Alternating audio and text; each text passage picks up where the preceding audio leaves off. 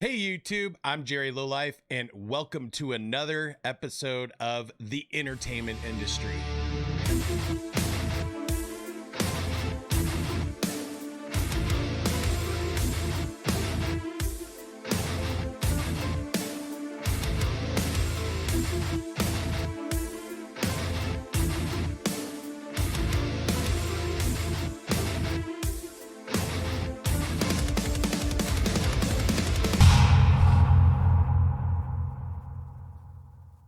Hey guys, welcome to season 1, episode 12. This interview was with Scott Mckinley. He is an executive producer and owns his own TV show called The Dab Roast, based out of Seattle. I met Scott back in the day because we had mutual friends, and he was working with a band called Everybody Panic when he owned his own record label. So I got in touch with him. We got this set up. He's super busy, so it was awesome him taking some time out of his day to be able to do this interview. So big shout out to you, Scott. Thank you so much for taking your time in. And also, I just wanted to give you guys a shout out for coming and checking out all my videos, for your support and love. I appreciate every one of you guys. So I'll have all of this information and more about Scott Mckinley, the Dab Roast, and all his socials in the descriptions and below this video. So if you guys are interested in checking that out, that'll be there. So anyways, let's get to the interview. Here we go. Where did I meet you? And I know somewhere in that fold where I met you, I believe I want to say it was because of Everybody Panic. Is how I Everybody Panic at a Devil Driver show at the Diamond Ballroom. Yes, that would be it. So and then you get a bunch of Jerry approves and Jerry disapproves stickers that I stuck all over the country. Yeah, that is right. That is absolutely 100% right. Yeah, I tried to cover the world in those. You know, I had a small little thing going on for a minute, but I don't know. I took that page down, but it was still pretty cool. It's fun. So I still have very few stickers left. Let's kind of get to talking about some of the things I wanted to talk to you about. I know you've been involved with so many things. You've brought in shows, festivals, all kinds in the music world together as well. I to be honest, I don't even know where to start. I mean, I started working the music end of the cannabis brand Caviar Gold, and I started selling them inside of Washington State. And I parted ways with that brand and that record label, but through that whole time, I developed a set of skills, so to say. And then I've used those skills to create my own brands, and a couple have risen, a couple have fall. And in that time, I created a green screen room with MJ, and we built the show The Dab Roast, and then built her brand Flower Girl after it. And I'm in stores all over Washington, and we've built 24 episodes of season 1.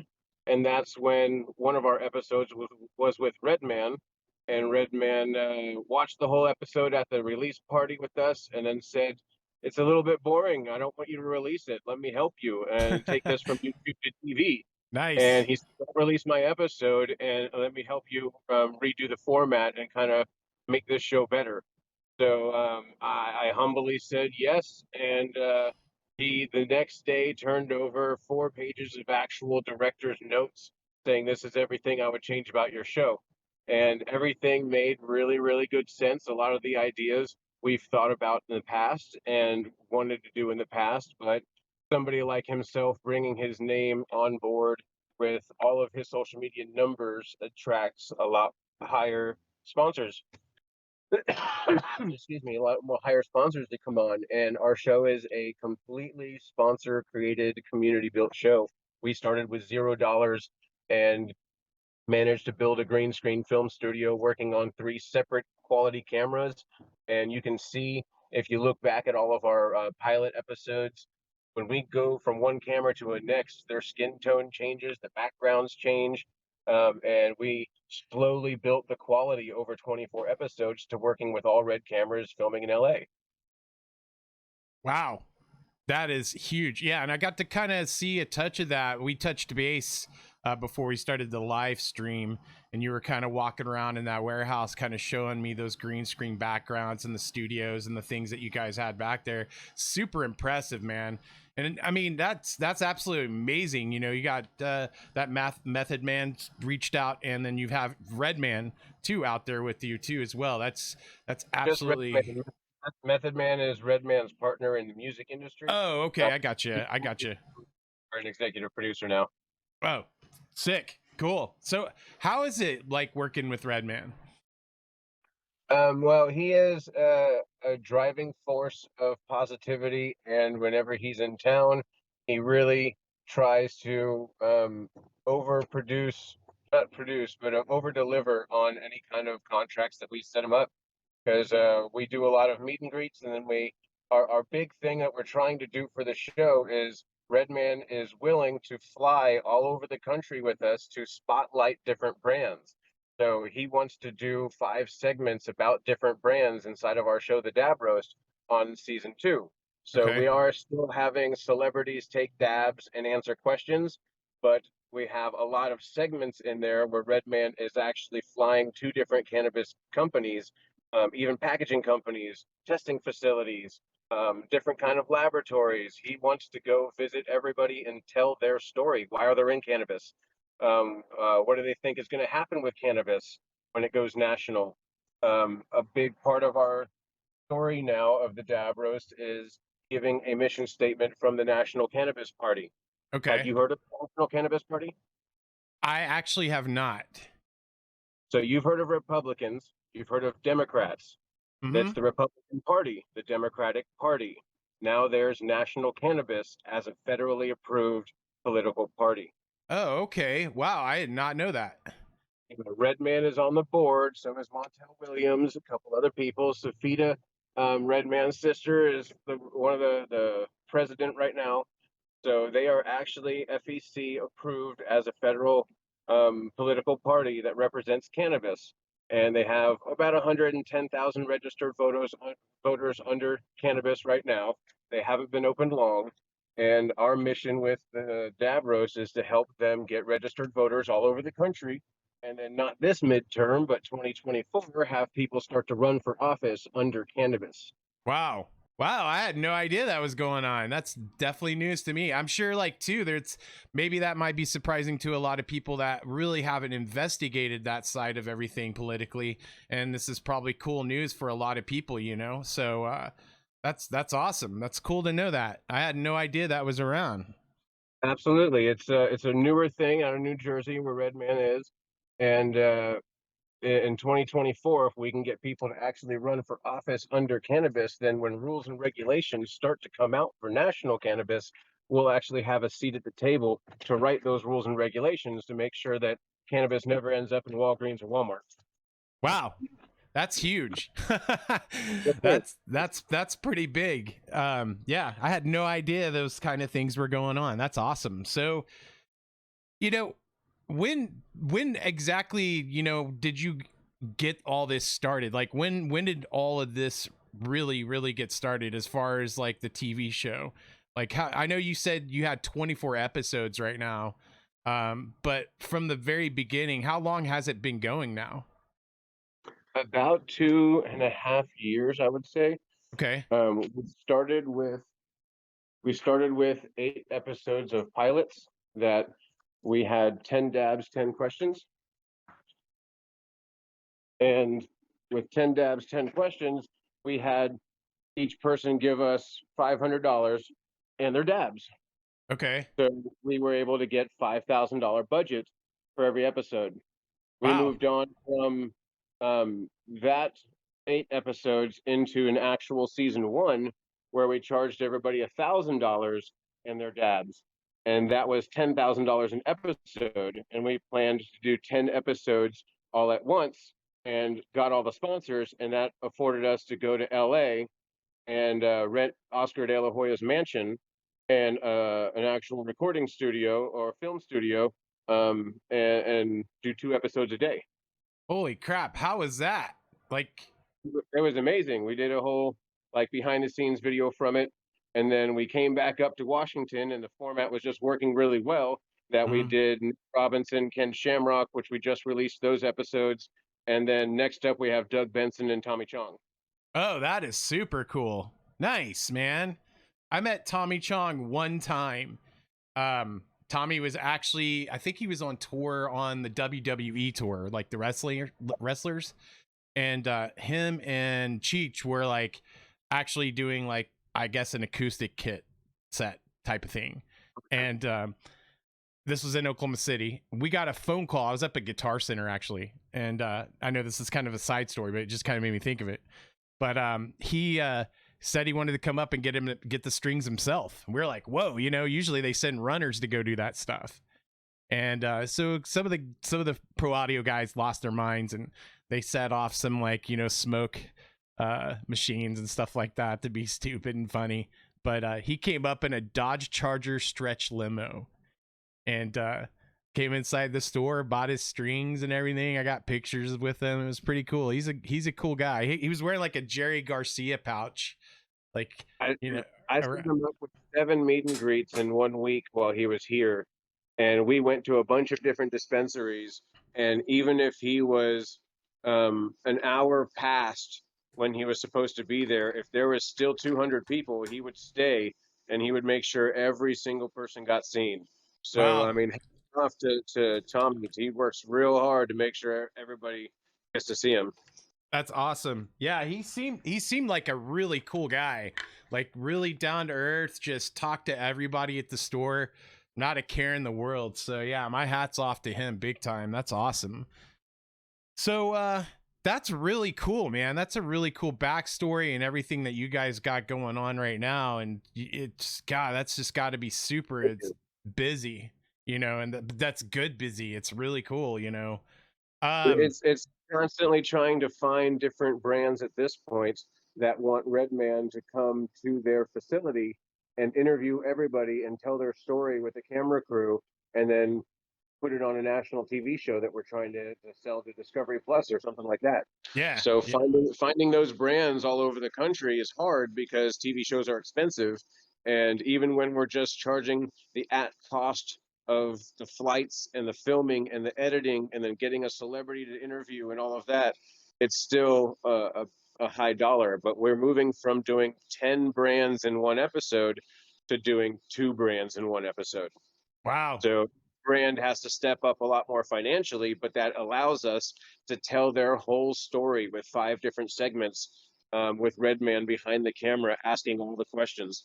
If people wanted to check this out, and honestly, at the end of this video, or I could probably just get an email shoot from you. I wanted to make sure I had all the socials.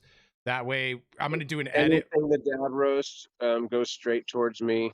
And you Okay. just go to the Dab Roast on YouTube, and you Okay. can see most of all of our videos, even though you have to be over 18 and sign in order to watch them. If you Okay. go to the dabroast.tv, you can even watch all of our pilot episodes that are poor quality, but there's still something we're proud of, telling our story of how we got here. So, some crazy, just off the wall questions I wanted to ask you about you yourself.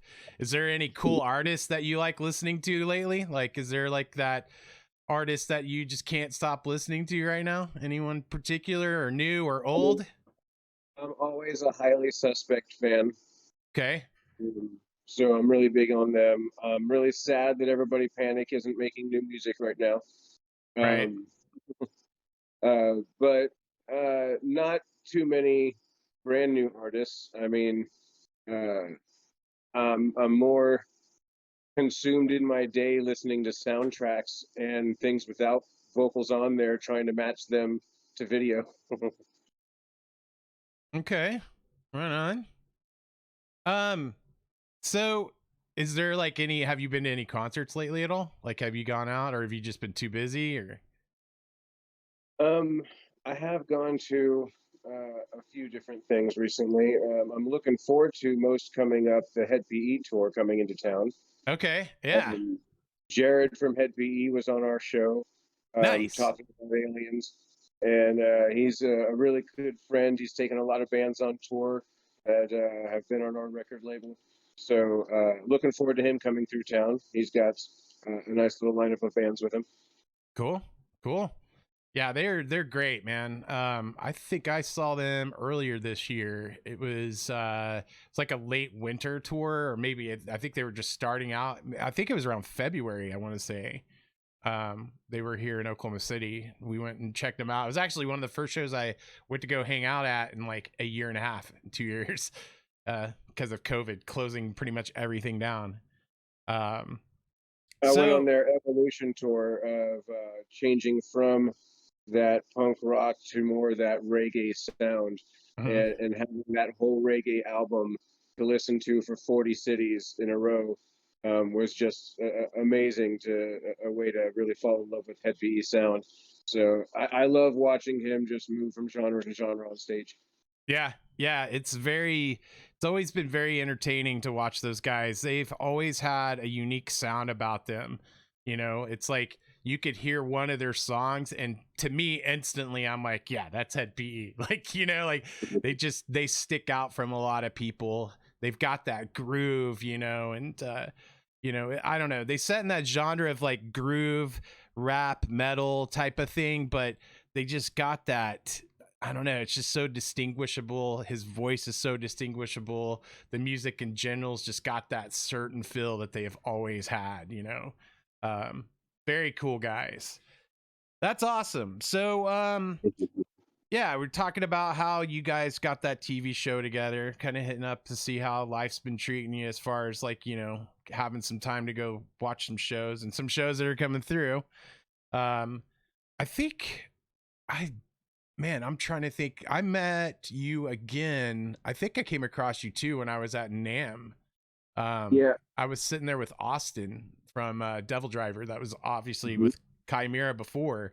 And I think I was sitting there at one of the drum exhibits, you know, probably. And I think it was Crush Percussion. I was sitting in front of that crazy kit that had yeah, it looked like a tree. Exactly. like a tree of life.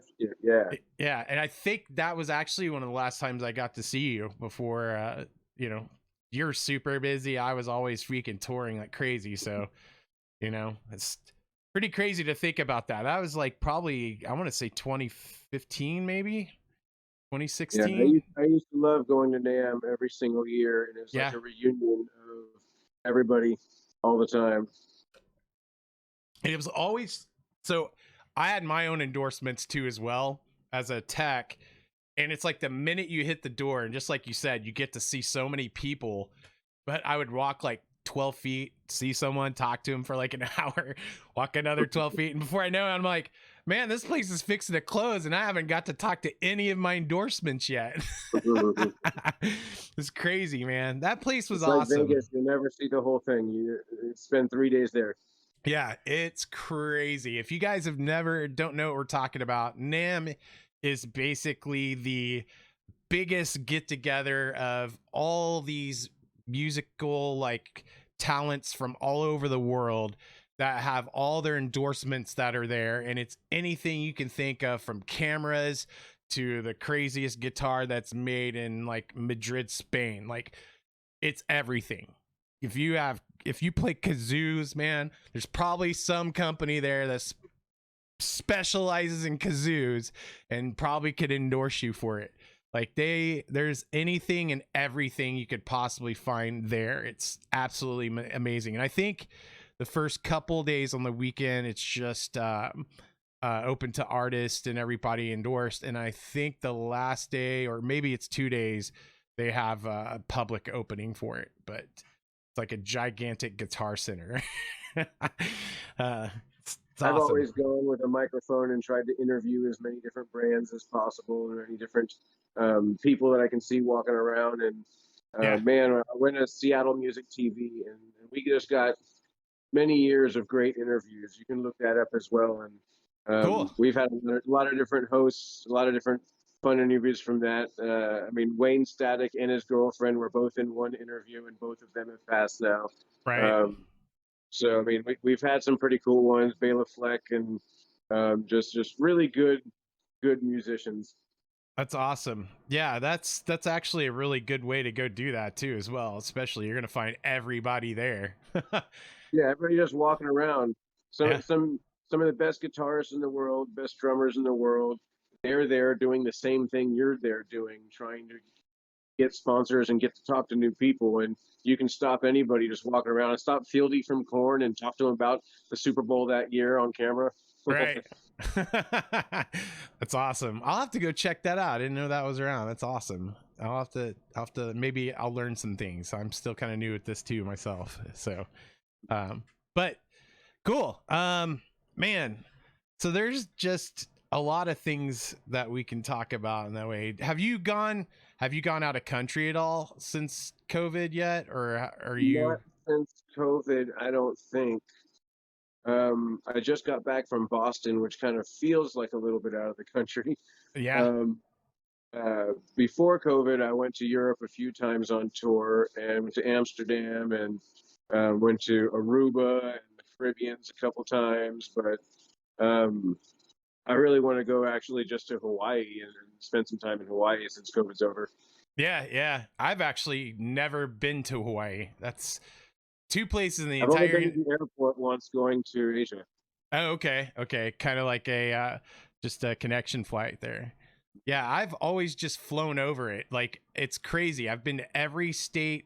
Like, I had like a map of the world, and like I've been to every state in the United States except for Alaska and Hawaii. Every band I've ever worked for has never played a show ever in Alaska or Hawaii. So never had any means to go there, but I want to go there someday. You know, I think it'd be pretty awesome. Always seems pretty relaxing out there. Speaking of, do you have a favorite place you've ever been to? Do you have like a favorite spot? Where? Prague. In Prague. Okay. Yeah, Prague is the only city in Europe not touched by war. So it looks like a Disneyland scenery everywhere you walk. Yeah, I can agree with that because I've been to Prague there and it's beautiful. It is absolutely awesome. I would say just that was the city that took my breath away that I've seen most. Yeah. Yeah. It's definitely a beautiful place. That's for sure. Do you have any favorite bands you toured with or photographed? I toured with Head PE quite a bit because I've sent multiple different bands on tour with them. Mm-hmm. I have gone and done multiple Tool shows because I knew the keyboard player.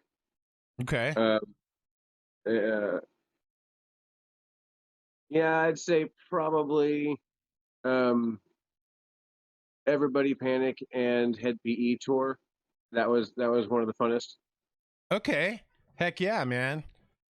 Some good memories there, you know. Those guys, you know, I do miss seeing them. I remember one night, I think it was with Everybody Panic. I actually got to go see them do a show with, they were opening for Five Finger Death Punch.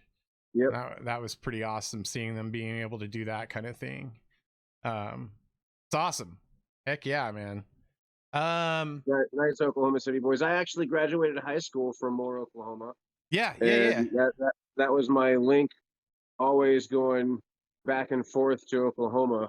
And I went back there and I was trying to link up with a different band.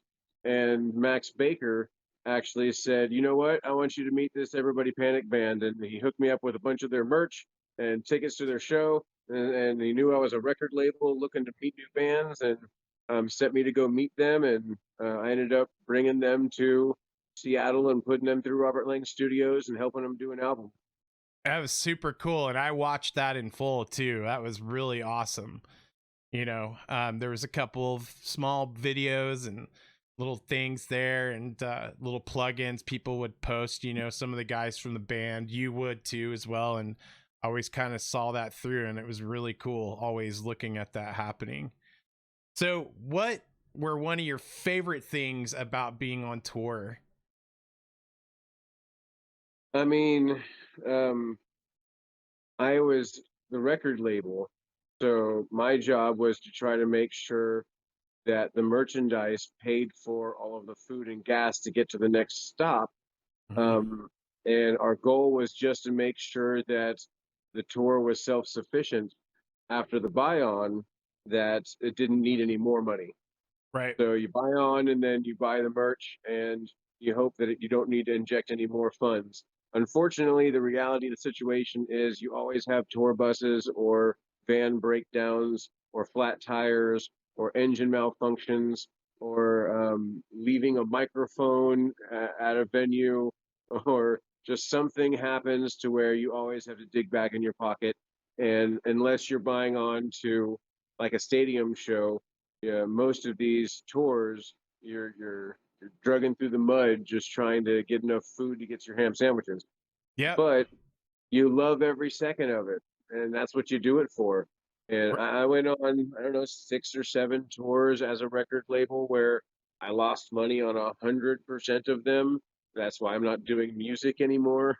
But I don't regret a single second. It was life experience, world traveling, getting to know the music industry.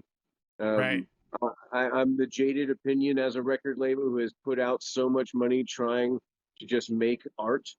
But I did it for the purpose, not the profit. And if I was a person that was for the profit the whole time, none of that art would have been made.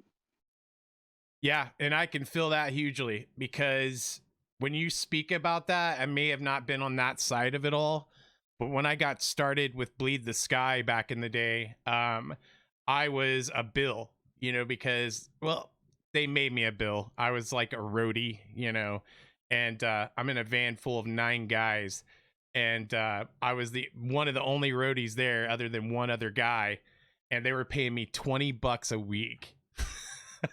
So I was obviously not there for the money. It was literally for, the experience and seeing the US. I mean, outside of that, before then, I only saw the surrounding areas. I've been to Kansas, Arkansas, Texas, and like Colorado maybe once. I mean, I'm not a sound guy, but I can run sound. I'm not a lighting guy, but I can run lighting. Yeah, I can drive a tour bus. I can back up with a trailer. I can right, unload and set up drums and mic everything.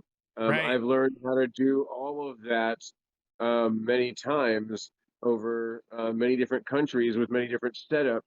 Um, but that led me to trying to create a production set and do something that I thought would have more legs than just a touring act. I wanted something to actually hit TV and Right. mainstream, and I chose not only cannabis but dabs, not only dabs but 10 dabs, not only 10 dabs but 10 dabs with a celebrity, something so extreme that it forces it into the mainstream.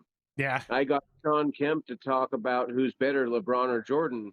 And that made it into so many online sites where they shared the full dab video. I got Rose McGowan to announce that she's no longer American citizen because she had it revoked by the Clintons, and now she's a full-time citizen of Mexico. And she did 10 dabs from Mexico on camera with us. Wow. That's awesome. That is super cool. Right on, man.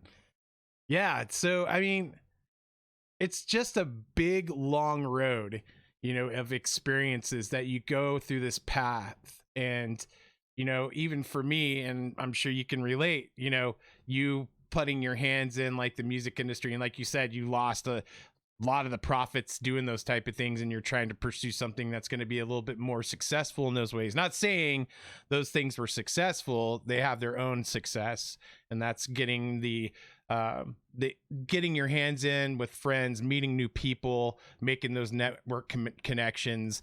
Those things and memories there's like nothing you can replace with those are irreplaceable.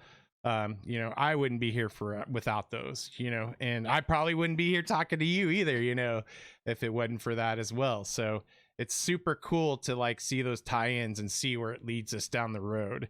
A lot of things going into those type of industries, and it sounds like it's being pretty successful on your side as well. What's one piece of advice you would give someone starting out doing this type of thing, like putting MailChimp, something together? What's that? MailChimp, all the way.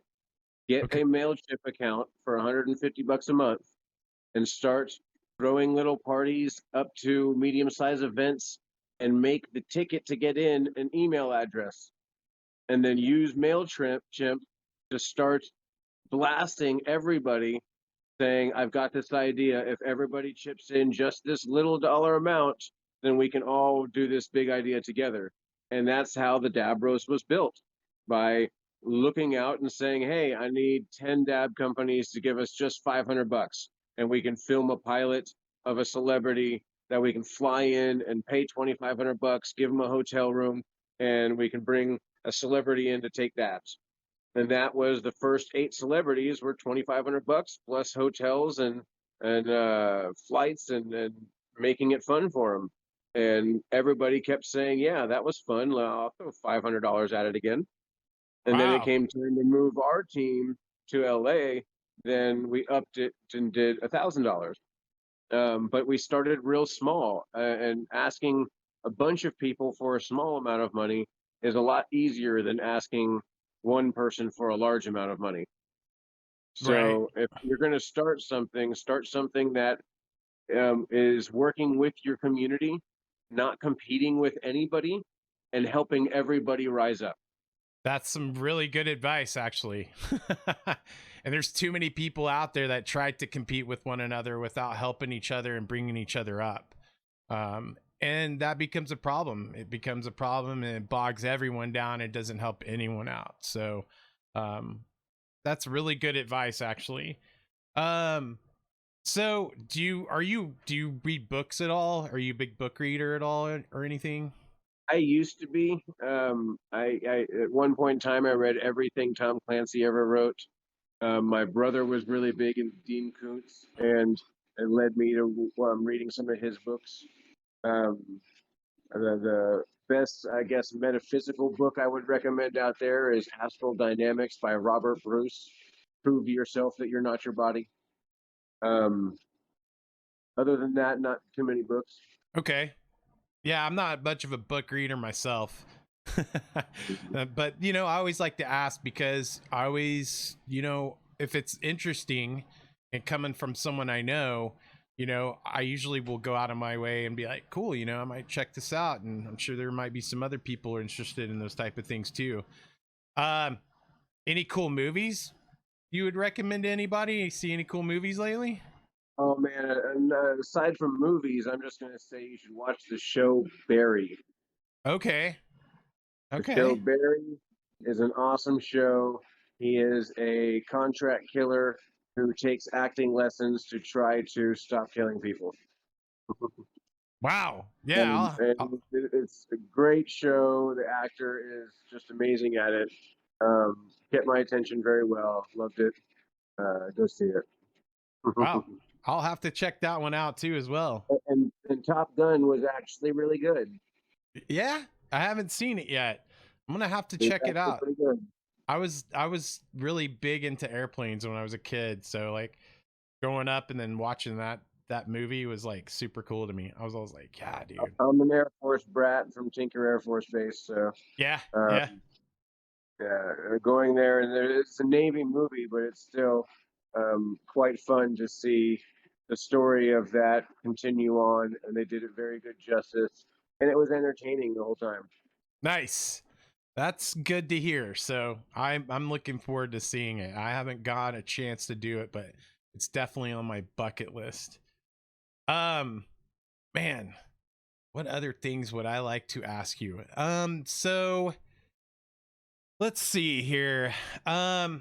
Is there any, do you have like any crazy stories? Like one particular that sticks out to you? It can be like part of the show that you've done, or it could be like music related. Do you have any memorable I'll just tell you stories? a crazy fun story, I guess. I haven't really thought about too many, but we had Peter Dante on our show. Are you familiar with Peter Dante? Mm-hmm. Yeah. So he was on our show the week of shutdown, and we had put him in a big hotel, and two of our staff went and partied with him throughout the night at the big casino hotel, and we went and had like a I don't know, like a $1,500 dinner of all kinds of seafood and seafood shooters and all kinds of just crazy stuff. And I went back and went to my home with my girlfriend at the end of the night. And my two friends that work with me stayed with Peter Dante at his hotel room. And one of them, who was the DJ, I'm going to save his name for public, but the DJ of our event and everything, he ended up puking not one spot, but like 15 spots all over Peter Dante's suite inside of this casino. Okay. Not just a hotel room, but a full suite, and it was bright pink like Pepto Bismol, and nobody could even go back in to get their clothes because it smelled so atrocious. We had to go to the hotel and get them to actually switch our hotel room, go in and get all of Peter Dante's stuff so we can go to a different hotel room. So I guess moral of the story, they did kick us out of the whole hotel afterwards because of COVID. So they Damn. shut down the whole casino and the whole hotel, and we had to find another hotel to be able to put him up for another week because flights and everything, and it was just a crazy time. Um, but yeah, moral of the story: if you have employees with you and they're starstruck with Peter Dante, make sure everybody goes home at the end of the night. Don't go back up there. That's crazy, man. Wow, what a story. What is a common myth about your job or field or expertise? I mean, common myth is that we make a lot of money because as the executive producer, as the owner of the show, we get paid last. We have O- to make sure everybody on the team gets paid, which is really hard to do when everything is sponsor driven. So I have to sell episodes, I have to sell sponsorships in order to pay for production, in order to get the next set of production lined up and scheduled. It's okay. I need four more sponsors to come on before I can pull off the scheduled filming that we are already scheduled and 2 weeks away from. I got to get on the phones. I Okay. got to get on emails. I got to start taking people out and talking about things because it's already scheduled. I've already got plane tickets, but I'm still four sponsors away from pulling it off. And that is a constant hard struggle of believing in yourself, betting on yourself, and doubling down every time. Okay. Wow. Yeah, that is I could see that being a common myth, like people not understanding those things are come way before than a person like yourself. So much more preparation than people think about goes into getting a TV show sponsored, getting everything set in place and perfect. And then now we're actually flying around the country with Redman and going to location shoots instead of studio shoots. So going actually to labs and to production plants and filming machinery getting made, talking to their entire teams, filming all kinds of B-roll so that when the owners are talking, we can play their B-roll over top of what they're talking about. Mm. If the owner of a place that we went to, for instance, he's also into jujitsu, so we went to his jujitsu place and filmed him rolling and getting Redman in a gi, all this kind of stuff, so that while he's talking during his interview, we can give context to what he's talking about. So planning with these brands, not only just filming their farm, but filming their story, like their Yeah. actual story of why they're there, and then finding out when national cannabis starts rolling through, what are they going to do to protect the cannabis jobs that they've created? How are O- they getting involved in politics to move it forward and getting their reactions to what the National Cannabis Party is about on camera and trying to get buy-in on everybody to try to um, get involved in the laws, rules, and regulations of their city, of their state, by running for office or finding somebody to run for office that everybody can back under the Cannabis Party. So when the Republicans and the Democrats start talking to Big Pharma about the rules and regulations, we can actually have a seat at the table to go, oh no, we got our own lobbyists. What's up? Wow. Yeah, I mean that's really like a huge take on another aspect, you know what I mean? Like something that has never been around before that you guys are creating in that point, And for me, when you brought that up the first time, I was like, what? like I had no idea this even existed. Like it's kind of cool, you know. So what's one lesson your job has taught you that you think everyone should learn at some point in their life? Believe in yourself and don't give up, because um, it's not about switching gumball machines. It's about keep on taking that gumball until you get the winning one. If you have an idea, don't give up on yourself. Follow through on the idea and figure out how many times it doesn't work and how many ways it doesn't work, so you can get to it. So I'm not going to keep you too much longer there, but I do appreciate you being around and taking your time out of your day. I know you're super busy all the time, so Yeah, uh, always. Sorry, I just had a text from Redman about a national cannabis party event. It's kind of time evident, so I had to answer that one. right. So, you know, I like to always end this one question at the end of the interview is what's one question you wished I would have asked you and how would you have answered it?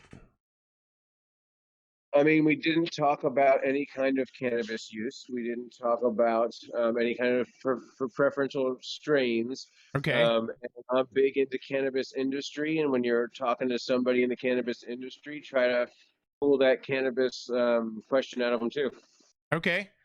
So, you know, I'm, you know, and not against it at all in any sorts or ways. You know, I am totally for it. Absolutely. But I'm like very like I'm a small dude when it comes to like knowing about strains or any of those kind of things. That's perfect. Then you can ask questions and get real answers from a real curiosity standpoint. Yeah, true. So like what would be your favorite strain? I'm going to piss a lot of people off by saying Blue Dream, but I like that old school 80% sativa. Okay. All right. Right on. Or a good Mac 1, or a good Dutch treat. Like I said, this is like in and over my head. You know, if I was sitting around Mark Hunter right now, probably he'd be like, dude, really? Are you serious? Yeah. uh, well, right on, man.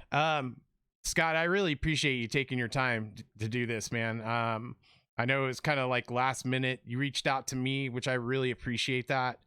I definitely will get I want to make sure I have all the info too that leads to everything that you're doing right now, whether it be YouTube, any socials. I'm going to have all that on this video after I do the edits, and it should be up Sunday. So anyone that's tuning in right now, if you guys missed anything and you guys want to go back and rewatch this, you can go to Jerry Lowlife interviews and check it out from front to beginning. And it'll be like a really cool edit where it'll actually have Scott's full face when he's talking, and it'll have me, you know, and you won't see all these questions and stuff around. So it'll be really cool and awesome. So, all right, Scott. Well, I appreciate you being on the show. Maybe we can revisit sometime. I'd like to see you again and hang out maybe sometime in the future. It'd be good to see you, dude, when you're not so busy. So if you're ever through Oklahoma City, let me know, man. It'd be good to see you. Ditto. Come on up to Seattle sometime. Yes, that would be awesome, man. All right, Scott. Well, I appreciate you, brother. And again, thank you so much for taking your time out of your day. Be safe, take care, stay in touch, and I will talk to you soon. All right, man? Bye, buddy. All right, have a good one. Well, that's the interview. Such a great interview with Scott Mckinley. Scott, thank you again for taking your time out of your day to be on my show. I know you're super busy. And a big shout out to all you guys for sticking around and checking out the video. So, again, if you guys want to see this live, I do these 7 p.m. Central Standard Time over on Facebook at Jerry Lowlife Interviews. So if you want to head on over there, hit that follow button. You guys will get notifications anytime I go live, and they typically are on Fridays at 7 p.m. Central Standard. And again, if you guys want to get notifications anytime I upload a new video here on YouTube, make sure you hit that bell notification and subscribe.